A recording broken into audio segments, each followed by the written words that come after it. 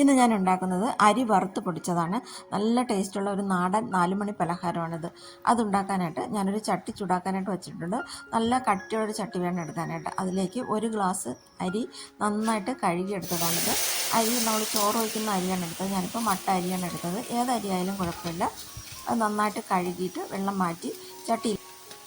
ഇനി ഈ അരി നന്നായിട്ടൊന്ന് വറുത്തെടുക്കാം. ഇത് വറുത്തെടുക്കാനായിട്ട് ഒരു 10 മിനിറ്റ് സമയമെടുക്കും. തീ ഒരു മീഡിയം ഫ്ലെയിമിലിട്ടിട്ട് നന്നായിട്ട് വറുത്തെടുക്കാം. അരി നന്നായിട്ട് വറുത്ത് ഒന്ന് കളറ് മാറിയിട്ട് വരും, നന്നായിട്ട് പൊട്ടി വരും. അതുവരെ ഒന്ന് വറുത്തെടുക്കാം. പണ്ടൊക്കെ നമ്മുടെ വീടുകളിൽ ഇതുപോലെ ഇപ്പോഴത്തെ പോലെ എണ്ണ പലഹാരങ്ങൾ ഉണ്ടാക്കി അല്ലെങ്കിൽ ബേക്കറിയിൽ നിന്ന് സാധനങ്ങൾ അധികം വാങ്ങാറൊന്നുമില്ലായിരുന്നു. ഇതുപോലുള്ള നാടൻ പലഹാരങ്ങളാണ് ഉണ്ടാക്കാറ്. അരി വറുത്ത് പൊടിച്ചതൊക്കെ ഒരാഴ്ചയിൽ ഒരു ദിവസമെങ്കിലും ഉണ്ടാക്കാറുണ്ട്. എല്ലാ കുട്ടികൾക്കും ഇതൊക്കെ ഇഷ്ടമായിരുന്നു. ഇപ്പോഴത്തെ കുട്ടികളാണ് ഇതൊന്നും അധികം കഴിക്കാത്തത്.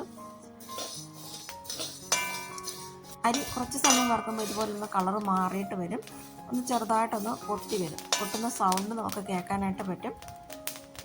ഈ സമയത്ത് തീ കൂട്ടിയും കുറച്ചും വെച്ചിട്ട് നല്ലപോലെ വറുത്തെടുക്കാം.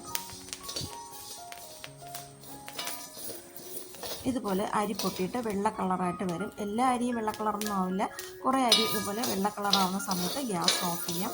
മുഴുവൻ അരിയും വെള്ള കളറാവുന്നത് വെച്ചിരുന്നാൽ കരിഞ്ഞു പോകും. എന്നിട്ട് മറ്റൊരു പാത്രത്തിലേക്കും കോരി മാറ്റാം.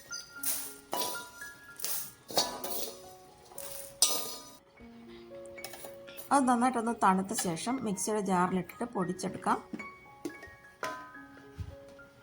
അരി ഇപ്പോൾ ഞാൻ പൊടിച്ച് വെച്ചിട്ടുണ്ട്. നല്ലപോലെ തന്നെ പൊടിച്ചെടുക്കണം.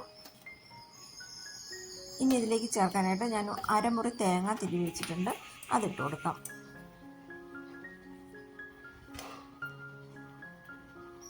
തേങ്ങ കൂടുതൽ ചേർത്താൽ നല്ല ടേസ്റ്റായിരിക്കും.